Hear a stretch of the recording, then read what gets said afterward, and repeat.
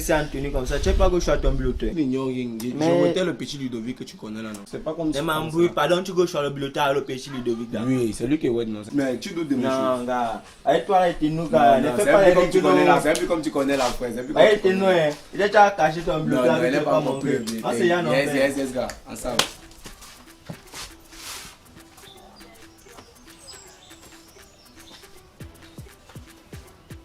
Ok.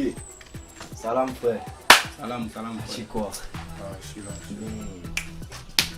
Ouais, c'est comme ça, c'est mal aimé, c'est mal. Ah, depuis qu'il t'attend là. Mais, gars, hier, il était d'abord cafouillé après la dernière épreuve. Après la dernière épreuve, je pense bien que j'ai fini 30 minutes avant. Donc, du coup, je suis sorti un peu, histoire de cafouiller les derniers clients de mon polo là. Toi, ta vie a tracé, tu sais ce que tu vas pour le Ah, bas. pas vraiment, c'est pas comme tu penses là. C'est pas comme tu penses là. Tu te rappelles de la dernière fois que je te disais que je fais les recherches sur le net là. Ouais. Justement, j'étais en train de faire les recherches sur Omotonde.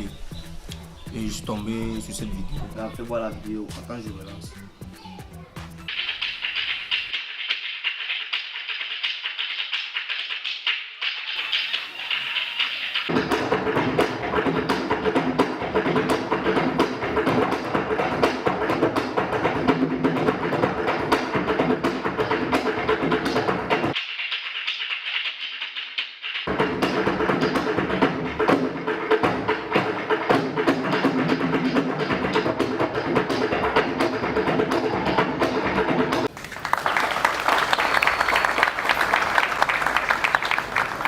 C'est si beau quand on voit l'Afrique danser. Mais le thème qui est soumis à notre réflexion nous donne à croire, réflexion faite, que l'Afrique n'est pas encore adaptée au XXIe siècle. Aussi triste que cela soit, les bilans et évaluations les plus divers sont unanimes. En clair, il est assez peu probable qu'avec les politiques économiques et éducatives actuelles, l'Afrique atteigne ses objectifs minimaux pour faire face aux enjeux et aux défis du XXIe siècle. Mais, frère, assez la vidéo, tu parlais même de quoi? Car, suis d'abord, suis. Or, nul n'ignore que pour l'Afrique, le problème essentiel dans l'avenir se pose en termes de pouvoir exploiter pleinement son dividende démographique. Mesdames et messieurs, que signifie alors éduquer une Afrique adaptée au XXIe siècle? C'est le thème de la journée de l'Afrique, tu vois. Nous sommes dans une période où le monde va à la vitesse de la lumière, mais l'Afrique traîne pas.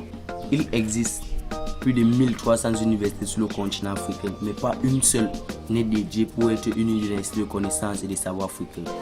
On a des universités d'extraversion et de transfert au lieu d'avoir des universités d'ancrage et d'évolution. Cela ne revient-il pas à adapter l'Afrique au XXIe siècle par l'éducation? Mais alors, par quelle éducation? Avec quel système éducatif? Comment les construire? Avec quels atouts? Quelles difficultés et quelles incertitudes? Avec aussi, quelle perspective pour quelle place de l'Afrique dans le monde? Voilà quelques questions clés de l'exploration à laquelle je vous invite avec cette leçon sur le thème de la journée de l'Afrique 2024. Car tu sais quoi? Moi, j'ai pas allé à l'université faire le beau. Je vais faire l'université des savoirs.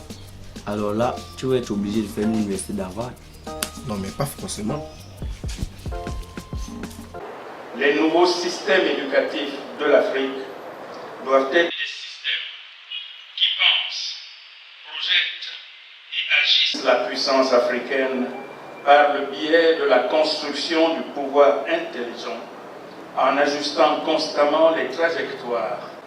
Construire les systèmes éducatifs qui satisfassent l'ensemble des besoins exprimés dans le thème de la journée de l'Afrique 2024 revient globalement à mettre en place des concepts, des institutions, des contenus et des pratiques d'éducation.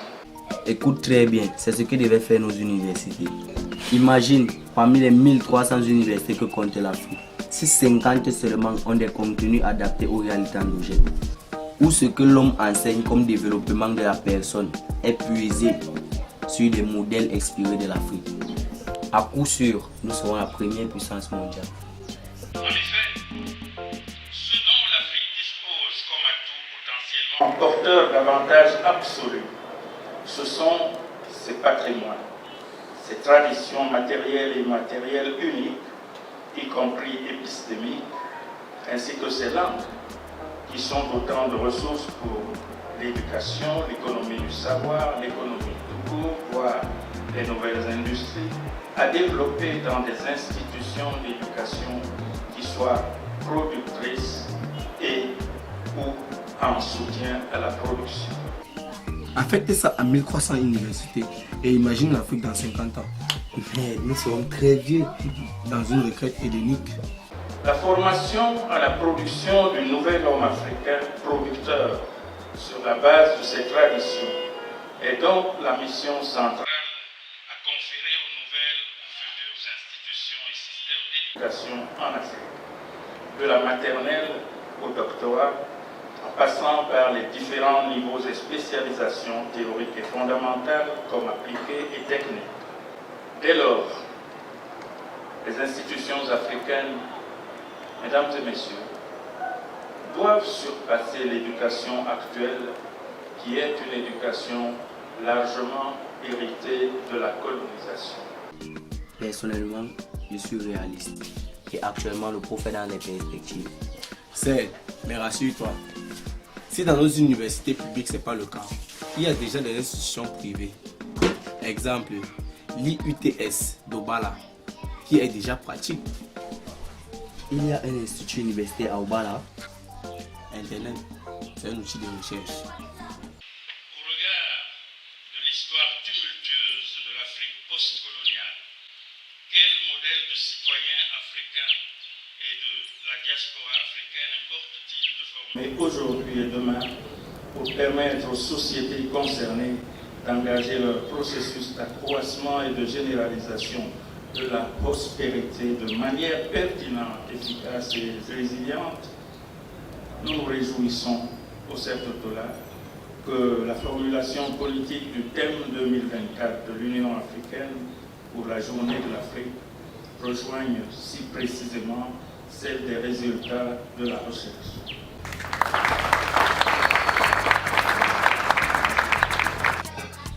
Tu vois, l'université des connaissances et des savoirs africaines est en création.